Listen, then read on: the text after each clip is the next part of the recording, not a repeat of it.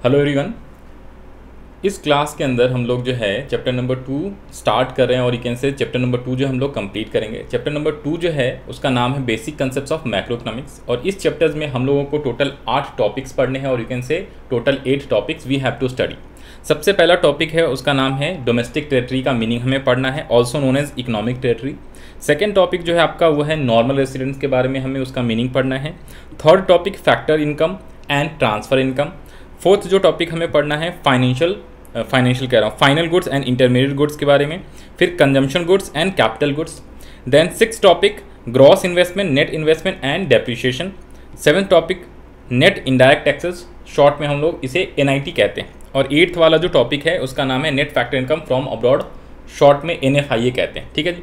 तो लास्ट की जो 3 टॉपिक हैं 6, 7, 8 ये बहुत ही ज़्यादा इंपॉर्टेंट रहेगा आगे वाले चैप्टर्स के लिए भी। ठीक है जी, क्योंकि चैप्टर नंबर 3 और चैप्टर नंबर 4 में भी ये तीनों कंसेप्ट जो हैं आपका यूज़ होएगा, बाकी इंपॉर्टेंट सारे हैं। ठीक है, तो ये वाला जो है टॉपिक नंबर 1 से लेके 5 तक ये आपका थ्योरेटिकल है और इससे भी MCQ आने के चांसेस बहुत ज़्यादा रहेगा। ठीक है, तो 1 बाय 1 हम लोग स्टार्ट करते हैं। तो सबसे पहला जो टॉपिक है वो है क्या, domestic territory also known as economic territory.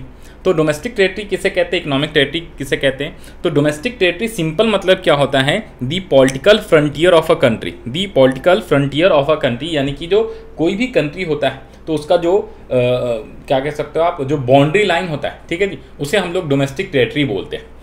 इसके अलावा जो है for this purpose of national income accounting it is use in a wider concept. और जब मैं नेशनल इनकम की बात करते हैं, हम लोग इकोनॉमिक्स में नेशनल इनकम के लिए हम बोल रहे हैं, हम लोग नेशनल इनकम के लिए ये पढ़ रहे हैं टॉपिक, तो इसके अंदर हम लोग वाइडर सेंस में जो है डोमेस्टिक टेरिटरी का मीनिंग हमें पढ़ना होता है।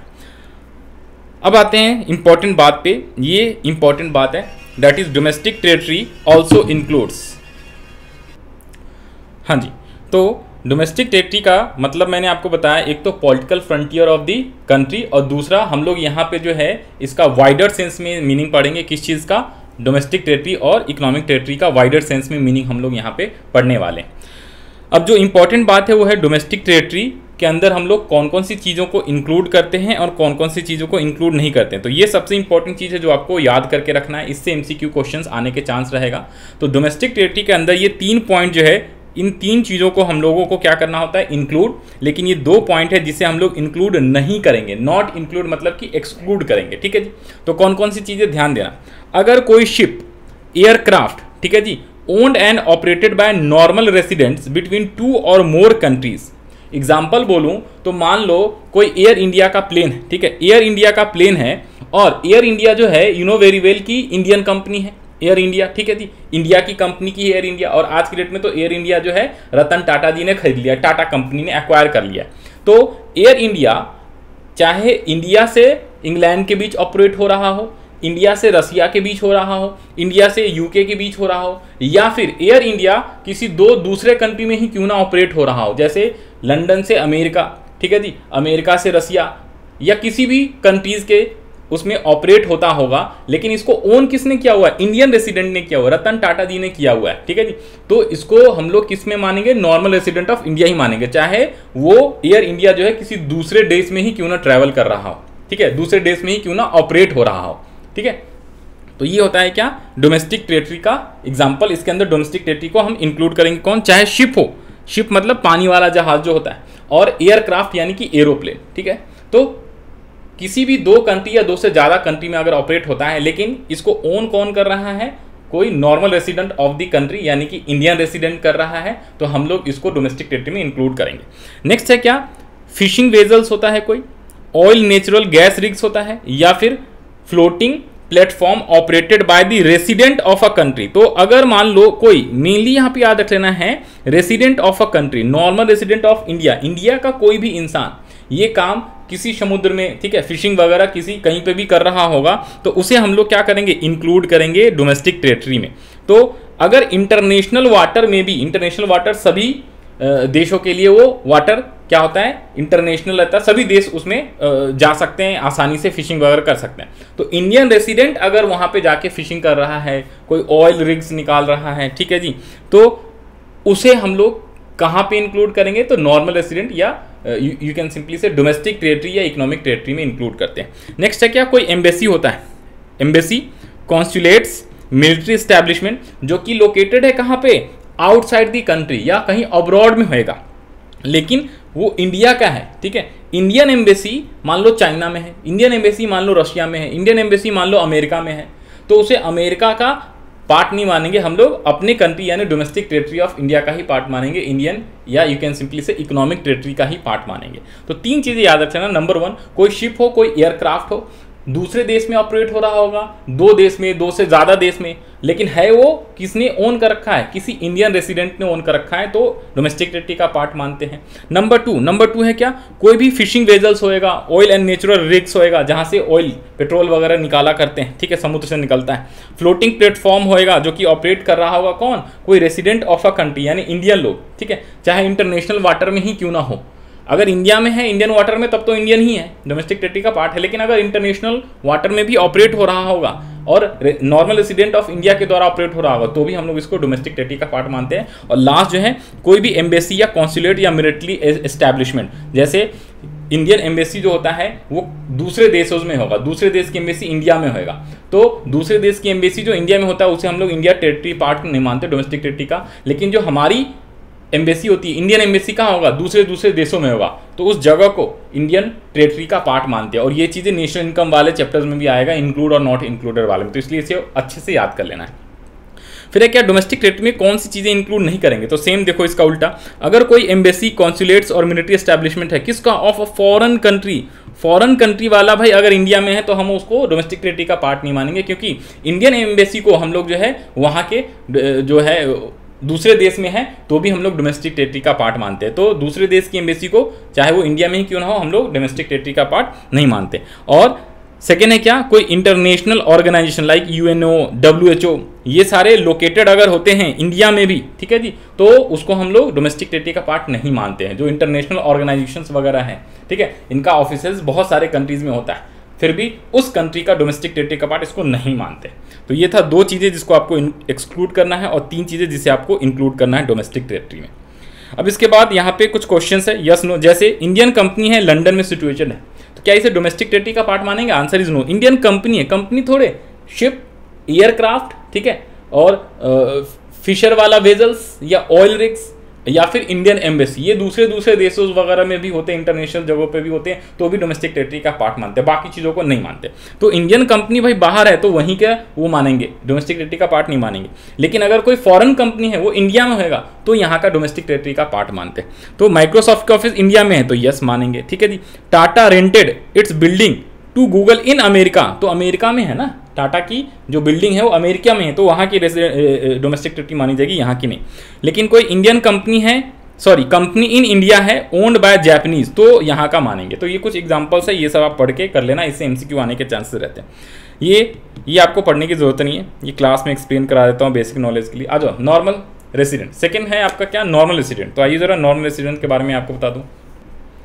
Now the second topic is normal resident. Normal resident का मतलब क्या होता है? Normal resident of a country refers to an individual और एन इंस्टीट्यूशंस हु होली, ठीक है, who originally resides in the country and whose center of economic interest also lies in that country. Normal resident include both individual as well as institution. Simple word में बोलूँ तो चाहे वो एक व्यक्ति ही क्यों ना हो, इंडिविजुअल पर्सन यानी इंसान ही क्यों ना हो, या फिर कोई इंस्टीट्यूशंस ही क्यों ना हो, ठीक है, फॉर्म्स, कंपनीज, ठीक है, बिजनेस, तो चाहे इंस्टीट्यूशंस चाहे इंडिविजुअल्स, अगर उसका इकोनॉमिक इंटरेस्ट जो है, सेंटर ऑफ इकोनॉमिक इंटरेस्ट उस कंट्री में है, तो जिस भी कंट्री में होगा, ठीक है, सेंटर ऑफ इकोनॉमिक इंटरेस्ट याद रखना कौन सा, सेंटर ऑफ इकोनॉमिक इंटरेस्ट जिस कंट्री में लाई करता है वो उसी कंट्री का रेसिडेंट कहलाता है, ठीक है जी, उसी कंट्री का रेसिडेंट कहलाता है। तो अगर मान लो कोई इंडिविजुअल पर्सन है, वो इंडिया में रह रहा है या फिर उसका centre of economic interest India है, यहीं से बिजनेस वगैरह सारा कर रहा है, तो उसे हम लोग नॉर्मल रेसिडेंट ऑफ इंडिया कहेंगे। अगर मान लो मिस्टर कोई जॉन है, ठीक है,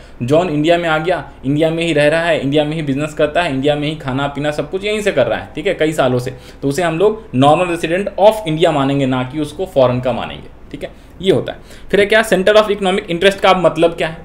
क्योंकि मेन इंपॉर्टेंट है सेंटर ऑफ इकोनॉमिक इंटरेस्ट। तो सेंटर ऑफ इकोनॉमिक इंटरेस्ट का मतलब होता है कि वो पर्सन कहाँ पे रह रहा हो, उस डोमेस्टिक टेरिटरी में रह रहा हो। यहाँ पे डोमेस्टिक टेरिटरी का मतलब आसानी से समझने के लिए आपने इसको इंडिया लिख लेना, ठीक है, क्योंकि हम लोग इंडिया के बारे में पढ़ रहे हैं। तो अगर कोई मिस्टर जॉन इंडिया में रह रहा हो, साथ साथ में वो जो है क्या करता है, अपनी बेसिक इकोनॉमिक एक्टिविटीज़ जैसे कि अर्निंग, स्पेंडिंग्स और एक्यूमुलेशंस वो इंडिया में ही कर रहा है या इंडिया से ही कर रहा है, तो हम लोग मानेंगे कि उसका सेंटर ऑफ इकोनॉमिक इंटरेस्ट कहाँ पे है, इंडिया में। Following are not included under the category of normal resident. अब ये सारे वो हैं जिसको हम लोग नॉर्मल रेसिडेंट्स के कैटेगरी में इंक्लूड नहीं करते, यानी कि एक्सक्लूड करते। किन किन लोगों को हम लोग नॉर्मल रेसिडेंट नहीं मानते, कौन कौन से हैं, तो आ जाओ जी, यहाँ पे आ जाओ जी। इसे हम लोग नहीं मानते, नॉट इंक्लूडेड। नंबर 1, अगर कोई फॉरेन टूरिस्टर है या विजिटर है, वो इंडिया आता है, ठीक है, नाम ही है भाई, टूरिस्टर लोग किस लिए आते हैं या विजिटर लोग आते हैं, कुछ दिन घूमते हैं और फिर वापस चले जाते हैं, ठीक है जी। हॉलीडे मनाने आते हैं या मेडिकल ट्रीटमेंट कराने आते हैं, स्टडी करने, स्पोर्ट्स, मान लो ब्रेटली आया मैच खेलने, ठीक है जी। फॉरेन प्लेयर्स क्रिकेट वगैरह IPL वगैरह खेलने आते हैं, कॉन्फ्रेंस करने आते हैं, कोई मूवी शूट करने आते हैं, कोई चीज़ का प्रमोशन करने आते हैं, कुछ दिन रहते हैं और फिर वो चले जाते हैं, ठीक है। IPL 1 महीना चलता है, वो रहे फिर वापस चले जाते हैं, तो इन लोग को हम लोग नॉर्मल रेसिडेंट नहीं मानेंगे। यहाँ पे क्या है, नॉट इंक्लूडेड। उसके अलावा कोई फॉरेन स्टाफ ऑफ एम्बेसी है, फॉरेन एम्बेसी का कोई स्टाफ है, officials, diplomats, members of arm force, वो लोग भी क्या है, किसी दूसरे कंट्री का है और इंडिया में आ रहे हैं, लोकेटेड हैं, रह रहे हैं, तो भी उन लोगों को हम लोग नॉर्मल रेसिडेंट नहीं मानेंगे। कोई इंप्लॉयज़ ऑफ इंटरनेशनल ऑर्गेनाइजेशन जैसे WHO, UNO, इसका जो इम्प्लॉयज़ हैं वो लोग इंडिया में रह रहे हैं, इंडिया में ऑफिस है, तो भी उसको हम लोग नॉर्मल रेसिडेंट नहीं मानते। इंटरनेशनल ऑर्गेनाइजेशन जैसे कि WHO और UNO, यहाँ पे था ना इंटरनेशनल ऑर्गेनाइजेशंस के एम्प्लॉयज़। इसके बाद है कोई क्रू मेंबर्स, तो यानी कि इंटरनेशनल ऑर्गेनाइजेशंस को भी नहीं मानते और उसके एम्प्लॉय को भी नहीं मानते, ठीक है। जैसे world health organisations, WHO, world health organisations, WTO, world trade organisation, इन सब का ऑफिसेज कई सारे कंट्रीज में, कई सारे देशों में होता है, तो उसको उस देश का नॉर्मल रेसिडेंट नहीं मानते, क्योंकि हम लोग नॉर्मल रेसिडेंट में individual as well as institutions को भी कंसीडर कर रहे हैं यहाँ पे। तो इन इंस्टीट्यूशंस और इंडिविजुअल्स को हम लोग नहीं मानते, चाहे वो ऑफिस हो, चाहे वो उसका एम्प्लॉयज या स्टाफ ही क्यों ना। उसके अलावा कोई क्रू मेंबर्स का मतलब जो शिप्स वगैरह होते हैं, जो उसके मेंबर्स होते हैं, तो जैसे कि फॉरेन वेजल्स हो गया, कमर्शियल ट्रैवलर्स हो गया, सीजनल वर्कर्स हो गया, अगर वो आके स्टे करते हैं लेकिन लेस देन 1 ईयर, 1 साल से कम इंडिया में रह रहे हैं, तो उसे हम नॉर्मल रेसिडेंट नहीं मानते। अगर 1 साल से ज़्यादा दिनों तक इंडिया में रहे जा नहीं रहे, तो उसे हम लोग नॉर्मल रेसिडेंट मानने लगते हैं। और लास्ट है क्या, बॉर्डर वर्कर्स। तो बॉर्डर वर्कर्स इंपॉर्टेंट याद रख लेना कि जो लोग बॉर्डर के आसपास रहते हैं, कौन सा बॉर्डर, इंटरनेशनल बॉर्डर के आसपास रहते हैं, मान लो पाकिस्तान और इंडिया का बॉर्डर लाइन है, ठीक है, और वहाँ पे बॉर्डर के उस तरफ भी कुछ लोग रहते हैं, इस तरफ भी कुछ लोग रहते हैं, तो जो उनका जो नियर बाय बॉर्डर होता है, तो यहाँ पे देखो इंटरनेशनल बॉर्डर और cross the border on a regular basis, वो लोग क्या करते हैं, जैसे इंडिया में है पंजाब का जो बॉर्डर लाइन है, तो पंजाब के साइड में मान लो इंडिया के अंदर, इंडिया में भी पंजाब है, पाकिस्तान में भी, तो इंडिया के पंजाब में मान लो कोई पर्सन रह रहा है, उसका घर है, अब उसका खेत जो है ना पाकिस्तान में भी है, तो वो डेली बॉर्डर क्रॉस करके वो खेती करने जाता है पाकिस्तान के ज़मीन में, क्योंकि उसका ज़मीन है, ठीक है, बॉर्डर के पास। ये एक्चुअल कहानी बता रहा हूँ। तो फिर वो डेली जाता है सुबह, फिर वापस घर को लौट के आ जाता है अपने इंडिया में, तो उसको कौन से देश का हम मानेंगे कि रेसिडेंट है, इंडिया का या पाकिस्तान का? तो चूंकि वो इंडिया का है, वो डेली जाता है फिर वापस चला आता है, तो इसलिए वो इंडिया का माना जाएगा। तो यहाँ पे क्या लिखा हुआ है कि रेगुलर बेसिस पे कोई भी वर्कर अदर कंट्रीज में जाता है, क्योंकि क्रॉस बॉर्डर को क्रॉस करके, क्योंकि उसका इंटरनेशनल बॉर्डर के आसपास वो रहता है और उसका ज़मीन दोनों कंट्रीज में है, तो उसको कौन से देश का मानेंगे? तो उसको हम मानेंगे normal resident of that country where they live, जहाँ पे वो रहता है। तो रहता तो कहाँ है? इंडिया में रह रहा है। अगर सेम पाकिस्तानी लोग जिनका घर पाकिस्तान में है वो बॉर्डर क्रॉस करके इंडिया में आए तो उनका भी खेत इंडिया में, खेती करके दोबारा चले जाते, तो जहाँ पे रह रहे हैं पाकिस्तान में रहे तो वहाँ का नॉर्मल रेसिडेंट माना जाएगा। आई होप आपको ये चीज़ें समझा दी मैंने। इस पर कई सारे क्वेश्चन है, ये आप कर लेना, एक बार देख लेना। ये नोट चाहिए होगा तो PDF नोट जो है आपको टेलीग्राम चैनल पे या यू कैन से जो व्हाट्सएप वाला ग्रुप है हम लोग का, वहाँ पे आपको मिल जाएगा।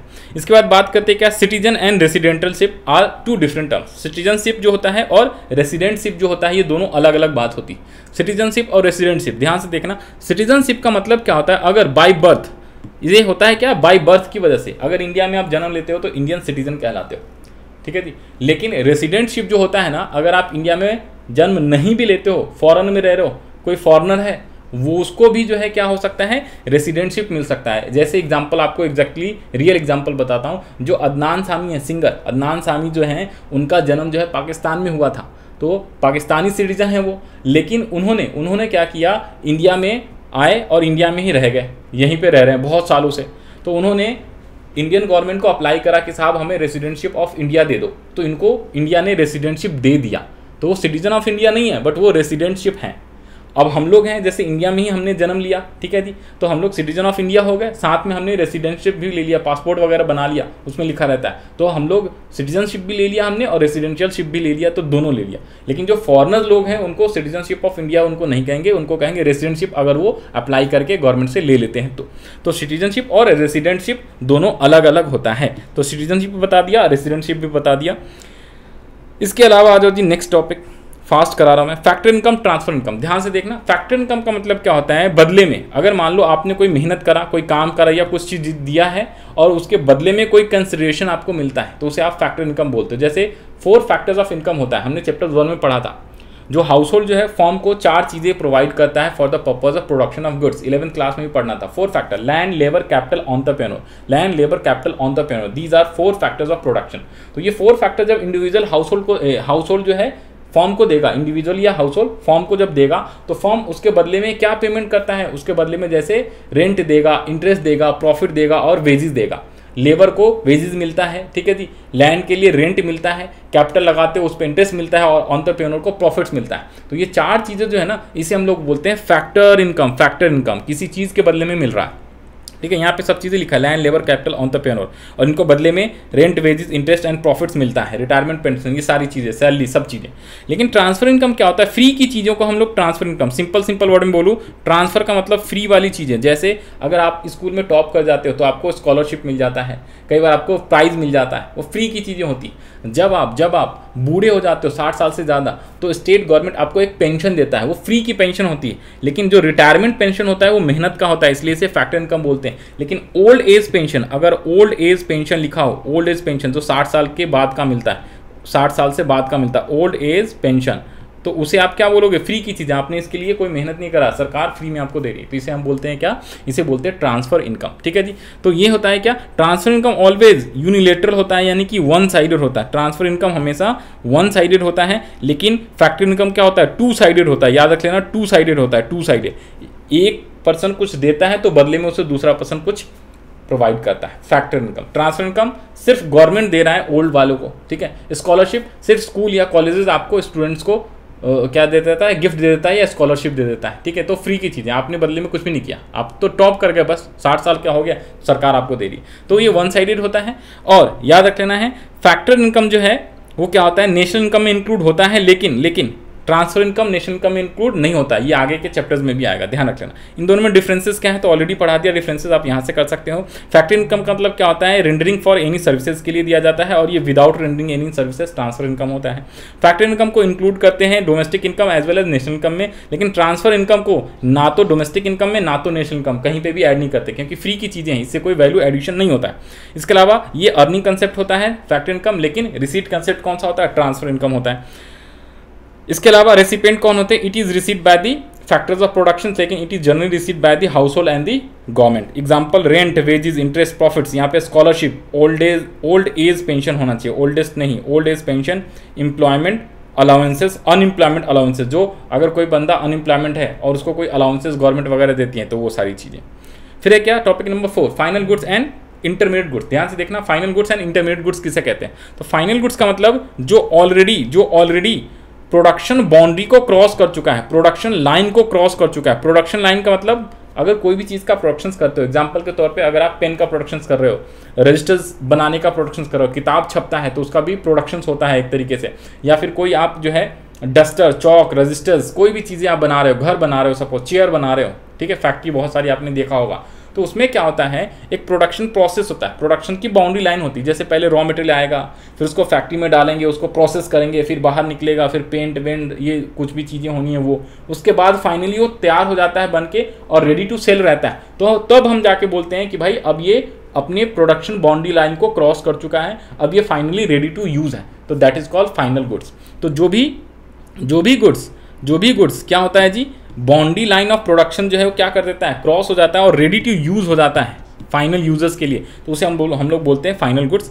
इसके अलावा एक होता है इंटरमीडिएट गुड्स। इंटरमीडिएट गुड्स क्या होता है, ध्यान से देखना। इंटरमीडिएट गुड्स का मतलब क्या होता है कि जिस गुड्स को हम यूज करके कोई और नया गुड्स का प्रोडक्शन करते हैं, तो उसे हम बोलते हैं इंटरमीडिएट गुड्स। एग्जाम्पल के तौर पर अगर मैं शुगर केन लेके आता और शुगर केन लेके आया और मैंने उसको क्या किया, फैक्ट्री में प्रोडक्शन प्रोसेस के अंदर डाला शुगर बनाने के लिए, तो शुगर केन इंटरमीडिएट गुड्स कहलाएगा। अगर मैं आटा लेके आता और उससे ब्रेड बनाता तो ब्रेड फाइनल गुड्स कहलाएगा और आटा क्या कहलाएगा, इंटरमीडिएट गुड्स। अगर मैं क्या लेके आता हूँ, वीट लेके आता हूँ और वीट से मुझे फ्लोर बना के बेचना है सपोज, तो वीट इंटरमीडिएट हो जाएगा, फ्लोर आपका फाइनल गुड्स हो जाएगा। तो अलग अलग पर्सन्स के लिए क्या है, अलग अलग चीज़ें फाइनल गुड्स और इंटरमीडिएट गुड्स कहलाती हैं। ओके, तो ये है फाइनल गुड्स और इंटरमीडिएट गुड्स, ये दोनों के बारे में मैंने आपको बता दिया। फाइनल गुड्स क्या होता है, ईदर फॉर कंजम्पशन होता है और इन्वेस्टमेंट पर्पज होता है। उसके अलावा इंटरमीडिएट गुड्स क्या होता है, ईदर फॉर रीसेल होता है, दोबारा से रीसेल या फर्दर प्रोडक्शन के लिए यूज किया जाता है।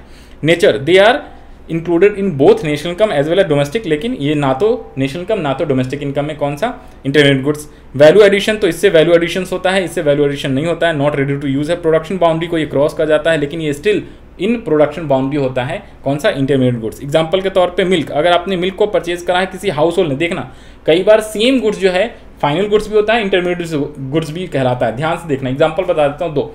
अगर आपने मिल्क खरीदा है इंडिविजुअल पर्सन ने और वो घर पे ले जाके हाउस होल्ड ने क्या किया, हाउस होल्ड ने उसको कंज्यूम कर लिया, गर्म करा और पी गया, या दही बना के खा गया, या चाय बना के पी लिया, तो उसे हम बोलते हैं फाइनल गुड्स। लेकिन अगर कोई दुकानदार, जो चाय वाला दुकान है, चाय की जो दुकानदार है, वो मिल्क खरीद के लेके आता है, उससे चाय बना के और बेचता है, यानी कि रीसेल कर रहा है, चाय बना के बेच रहा है, कंज्यूम नहीं कर रहा है, तो दुकानदार के लिए वो क्या हो जाएगा, आपका इंटरमीडिएट गुड्स हो जाएगा मिल्क, लेकिन हाउस होल्ड के लिए वो फाइनल गुड्स हो रहेगा।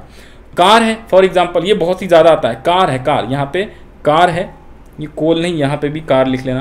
कार है, देखना ध्यान से, कार अगर आप खरीद के लेके आते हो, ठीक है, और खुद के यूज़ के लिए चला रहे हो, फोर व्हीलर आपने खरीदा, बाइक खरीदा और आप डेली उससे अपना ऑफिस जाते हो या यूज़ करते हो जहाँ मर्जी वहाँ जाने के लिए। लेकिन अगर कोई फैक्ट्री है, कोई कंपनी है और उसने कार खरीदा, या फिर एक ये भी समझो, अगर किसी इंडिविजुअल ने कार खरीदा है यूज़ के लिए, यूज़ पर्पज, तो फाइनल गुड्स। लेकिन अगर किसी इंडिविजुअल ने खरीदा है किस लिए, ओला में टैक्सी चलाने के लिए, याद रख लेना, ओला, उबर, ठीक है जी, इसमें टैक्सी चलाने के लिए कार उसने खरीदा, तो इस केस में ये कार इंटरमीडिएट गुड्स कहलाएगा, क्योंकि भाई उसे उबर ओला में वो बिजनेस में यूज़ कर रहा है और उससे पैसे कमा रहा है, ठीक है। तो ये आप चीज़ ध्यान रख लेना। तो ये होता है कौन सा, ओला उबर वाला इंटरमीडिएट्स, और ये होता है फाइनल गुड्स। इसके बाद हम लोग बात करते हैं क्या, यहाँ पे कुछ एग्जांपल से ये आप पढ़ लेना। पेपर परचेज फॉर पब्लिशर्स तो इंटरमीडिएट होएगा, लेकिन furniture purchase for bio school, यहाँ पे कुछ गड़बड़ है, फॉर स्कूल, तो यहाँ पे फाइनल, ये छोड़ो। Milk purchase by household final goods हो जाएगा, लेकिन purchase of rice by a grocery shop, दुकानदार के लिए वो इंटरमीडिएट गुड्स होता है, क्योंकि वो उसको कुछ प्रोडक्शंस करेगा या फर्दर रीसेल करेगा, ये चीज़ ध्यान रख लेना है। इसके बाद हम लोग बढ़ते हैं consumption goods and capital goods. बड़ा ही आसान सा है, कोई मुश्किल वाली बात नहीं। कंजम्पशन गुड्स का मतलब वो गुड्स जिसको हम लोग खरीदते हैं और कंज्यूम कर लेते हैं, लेकिन कैपिटल गुड्स का मतलब जिसको हमने खरीदा है और इन्वेस्टमेंट पर्पज़ के लिए, उससे हम कोई चीज़ें इनकम अर्न करेंगे। अब एक सेकेंड देना जरा। तो consumption goods and capital goods, तो मैंने कहा क्या, कंजम्पशन गुड्स का मतलब क्या होता है, जो आपके बेसिक नीड्स, और यू कैन सिंपली से जो आपके जो है, जिसको जो आपकी जो वांट्स होती है ना, उसको सेटिस्फाई करता है, उसे आप लोग क्या बोलते हो, कंजम्पशन गुड्स बोलते हो। जैसे आपने कोई चीज़ खरीदा, आप गोलगप्पे खाने गए और आपको गोलगप्पे खाने का मन कर रहा है, तो आपने खरीदा और कंज्यूम कर लिया, खा गए, तो आपको कुछ ना कुछ सेटिस्फैक्शन मिलता है। क्लास 11th में आपने यूटिलिटी वाला चैप्टर पढ़ा था, ठीक है जी। तो जब भी आप कोई भी चीज़ कंज्यूम करते हो तो उससे कुछ ना कुछ यूटिलिटी मिलती है, और वो हम लोग क्यों कर रहे हैं, क्योंकि हम अपने वांट्स को सेटिस्फाई कर रहे हैं, तो उसे हम लोग बोलते हैं क्या, कंजम्पशन गुड्स। अब कंजम्पशन गुड्स में फर्दर 3 टाइप के गुड्स हैं, durable, semi durable and non durable, और एक आपका सर्विस भी होता है। तो 4 चीज़ें आ गई, ध्यान से देखना। कंजम्पशन गुड्स के अंदर ड्यूरेबल का मतलब जो ज़्यादा दिनों तक चले, ज़्यादा दिनों तक गुड्स चले। सेमी ड्यूरेबल थोड़े समय के लिए, एग्जाम्पल के तौर पर अराउंड 1 ईयर, ठीक है। These goods have a life span around 1 year, 1 साल का लाइफ स्पैन। और ड्यूरेबल का मतलब 1 साल से ज़्यादा और लॉन्ग पीरियड के लिए, ठीक है। 1 साल तक वाला जो गुड्स होएगा उसे तो आप क्या बोलते हो, सेमी ड्यूरेबल। 1 साल से ज़्यादा दिनों तक जो चल जाए, टीवी, फ्रिज, रेफ्रिजरेटर, ठीक है, एसी, फैन, ये सब ज़्यादा दिनों तक चलता है, 1 साल से ज़्यादा, तो उसे आप बोलते हो ड्यूरेबल गुड्स, कंजम्पशन वाला जो गुड्स है। नॉन ड्यूरेबल जैसे साग सब्जी, वेजिटेबल्स वगैरह जो होते हैं, जो कम टाइम के लिए, milk, bread, food, grain, paper, सब लिख दिया है। क्लॉथ्स, ब्रोकली, शूज़, ये सारे नॉर्मली जो हैं, ये सारे जो हैं आपका 1 साल के अंदर अंदर 1 साल तक चल जाता है नॉर्मली। क्लॉथ्स वगैरह, शूज़ वगैरह 1 साल आप पहनते हो, 6 महीने 8 महीने, फिर उसके बाद दोबारा अगले साल खरीदना पड़ता है, ख़राब हो जाता है। टेलीविजन, रेफ्रिजरेटर, ये सारे 1 साल से ज़्यादा चलता है। उसके अलावा services, you know very well services जैसे आप जो मोबाइल में सिम कार्ड यूज़ कर रहे हो, सर्विस ले रहे हो, आप इंटरनेट की सर्विसेज लेते हो, टीवी का जो केबल कनेक्शन होता है आप सर्विसेज ले रहे हो, बैंकिंग में जो आप अकाउंट वगैरह खुलाते हो बैंक में जाके, एफडी कराते हो, उस पर इंटरेस्ट जो मिलता है, तो सारे बैंकिंग वाले क्या है वो सर्विस सेक्टर के अंदर आते हैं। तो सर्विसेज जैसे अब आप पढ़ रहे हो अगर मेरे से, ठीक है, या किसी से भी यूट्यूब पे या कहीं से भी, तो वो टीचर जो है वो आपको सर्विस दे रहा है, प्रोफेसर, स्कूल के टीचर, वो आपको सर्विस प्रोवाइड करता है और बदले में पैसे लेता है, तो उसे आप लोग सर्विसेज बोलते हो। तो कंजम्पशन गुड्स में सारी चीज़ आती है, durable goods, semi durable, non durable और सर्विसेज, सारी चीज़ें आती हैं। और कैपिटल गुड्स की बात करें तो कैपिटल गुड्स किस चीज़ के लिए यूज़ किया जाता है? कैपिटल गुड्स फर्दर प्रोडक्शंस के लिए, it helps in the productions of other goods and services. तो किसी दूसरे गुड्स को या सर्विसेज को प्रोड्यूस करने में हेल्प जो करता है उसे कैपिटल गुड्स कहते हैं। जैसे बड़े बड़े जो मशीन्स, प्लांट्स आप खरीद के लाते हो, इक्विपमेंट्स, और फैक्ट्री में इंस्टॉल करते हो और उससे कुछ ना कुछ गुड्स का प्रोडक्शंस करते हैं, तो वो आपका क्या कहलाता है? कैपिटल गुड्स कहलाता है। यहाँ पे दोनों के बीच डिफरेंसेस वही सेम चीज़ें लिखी हुई है, ये आप यहाँ से आप पढ़ लोगे आसानी से। फाइनल गुड्स और इंटरमीडिएट गुड्स, यहाँ पे दोबारा से देखो, जो फाइनल गुड्स होता है ना, फाइनल गुड्स जो होता है, तो फाइनल गुड्स के अंदर फर्दर कैटेगराइज होते हैं consumption goods and capital goods, क्योंकि capital goods as well as consumption both are final goods, ठीक है जी। लेकिन इंटरमीडिएट गुड्स वो होते हैं जिसको फर्दर हम रीसेल के लिए यूज़ करते हैं या उससे कोई और भी चीज़ परचेज करते हैं, उसको कन्वर्ट कर देते हैं, उसको बनाते हैं दूसरे। जैसे शुगर लाए, उससे शुगर केन बना लिया, चीनी बना लिया, शुगर केन लाए और शुगर बना लिया, और शुगर से मान लो कोई स्वीट्स बना लिया, तो उस केस में वो इंटरमीडिएट गुड्स कहलाएगा। लेकिन अगर डायरेक्टली हमने शुगर को कंज्यूम कर लिया, कंजम्पशन गुड्स।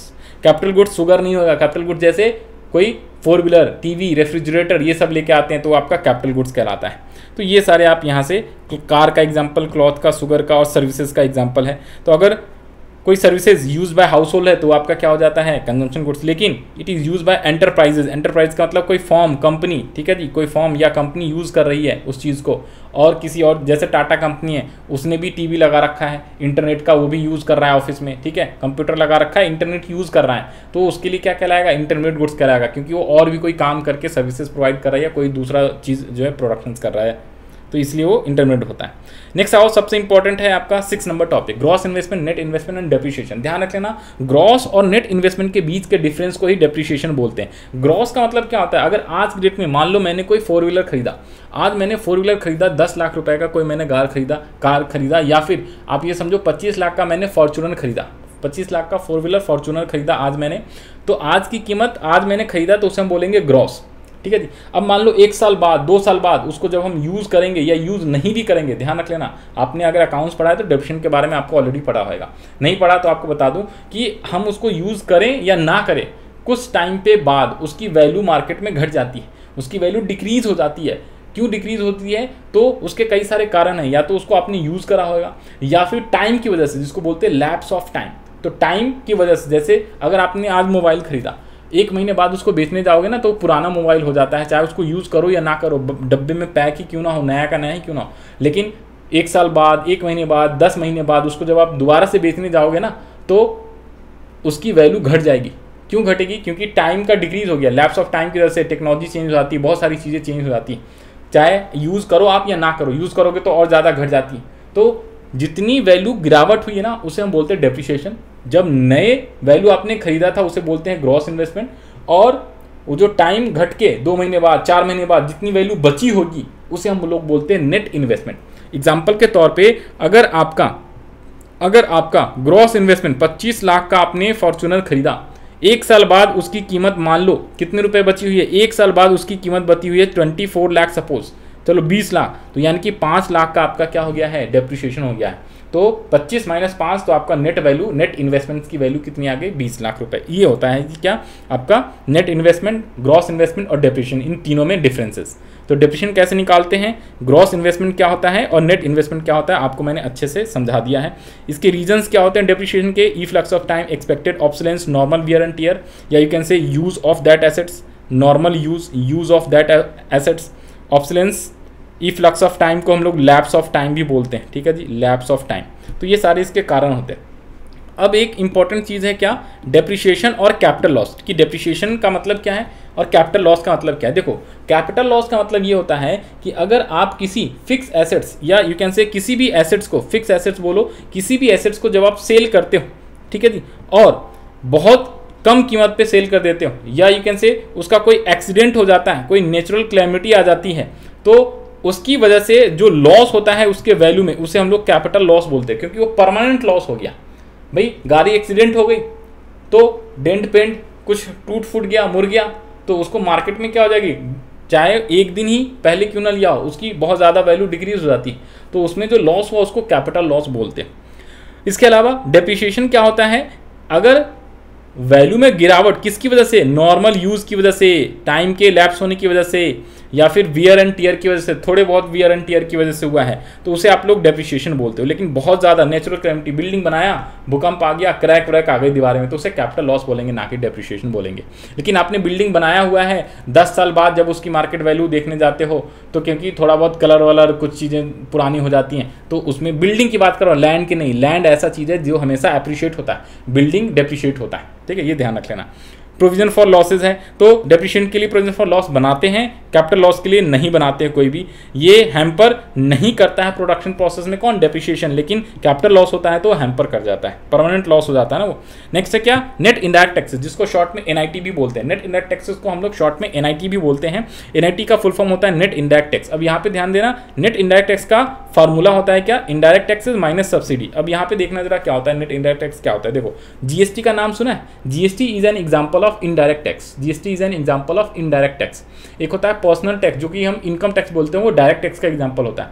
आपका जो चैप्टर है गवर्नमेंट बजट, उसमें जब जाओगे तो आपको पढ़ना है डायरेक्ट टैक्स, इनडायरेक्ट टैक्स, दोनों के बीच का डिफरेंस। आई होप आपने पढ़ भी रखा होगा, क्योंकि आप रिवीजन कर रहे हो सीयूटी के एग्जाम के लिए। तो इनडायरेक्ट टैक्स की बात करें यहाँ पे, इनडायरेक्ट टैक्स का एग्जांपल सिंपली याद रख लेना, कौन सा, जीएसटी। तो जो जीएसटी होता है उसमें अगर गवर्नमेंट कोई सब्सिडीज देती है, तो उसे अगर आप सब्सट्रैक्ट कर दोगे तो वही आपको क्या आ जाएगा, एनआईटी आ जाएगा, ठीक है जी। क्योंकि इनडायरेक्ट टैक्स का मतलब जीएसटी, और भी कई सारे टैक्स होते हैं, जैसे कस्टम ड्यूटीज वगैरह होते हैं, इंपोर्ट एक्सपोर्ट पे जो टैक्स लगता है। पहले के टाइम पे जो है वैट होता था, सेल्स टैक्स होता था, सर्विस टैक्स होता था, ये सारे क्या होते थे, इनडायरेक्ट टैक्स के एग्जांपल। अब सब इन सबको कंबाइन करके जीएसटी कर दिया गया, तो जीएसटी। और इसके अलावा एक्सपोर्ट और इंपोर्ट पे कस्टम ड्यूटी लगता है, जिसको हम लोग कस्टम ड्यूटी बोलते हैं, तो कस्टम ड्यूटी भी हो सकता है। तो GST, custom duty, these are indirect taxes. जब इसमें सब्सिडी, कई बार क्या है, अब जैसे मान लो अगर आप गुड्स बेचते हो या गुड्स का प्रोडक्शंस करते हो, तो उन सब पे जीएसटी लगता है। अब मान लो आपने क्या किया, आपका दुकान है कोई, और आप जो है क्या कर रहे हो, मान लो आप कोई चीज़ बेच रहे हो, चेयर का दुकान है आपका, फर्नीचर का, आप चेयर बना के या वैसे खरीद के फिर आप सेल कर रहे हो, तो 100 रुपये का, 100 रुपये कह रहा, 1000 रुपये का अगर आपने एक चेयर बेचा, तो एग्जाम्पल के तौर पे मैं बता रहा हूँ, 1000 रुपये का एक चेयर बेचोगे तो उस पर 18% यानी 180 रुपये आपको जीएसटी पे करना है सरकार को। तो सरकार आपसे 180 रुपये जीएसटी ले लेगी। और अगर मान लो चेयर जो है आप कुछ अगर गवर्नमेंट आपको क्या है, सब्सिडी दे देती है, सपोज एग्जाम्पल के तौर पे, कई सारे टर्म्स एंड कंडीशन, चेयर्स पे नहीं होता सब्सिडी जनरली, और भी जैसे मेडिकल वगैरह गुड्स और नेसेसिटीज़ गुड्स होते हैं, उस पर सब्सिडी देती है गवर्नमेंट। पहले क्या होता था, सिलेंडर जो लेते थे उस पर सब्सिडी मिलता था, आज के रेट में अब नहीं मिलता है, ठीक है। तो सिलेंडर का एग्जाम्पल हो गया तो और ज़्यादा बढ़िया है। सिलेंडर आपने जैसे क्या किया, आपने खरीदा, या फिर यू कैन से कि जो सिलेंडर बेचने वाली कंपनी है भारत गैस, उसने क्या किया, सिलेंडर को बेचा, तो उस पर सरकार को जीएसटी पे करना, या आपने सिलेंडर खरीदा तो आप उस पर जीएसटी भी सपोज दे रहे हो।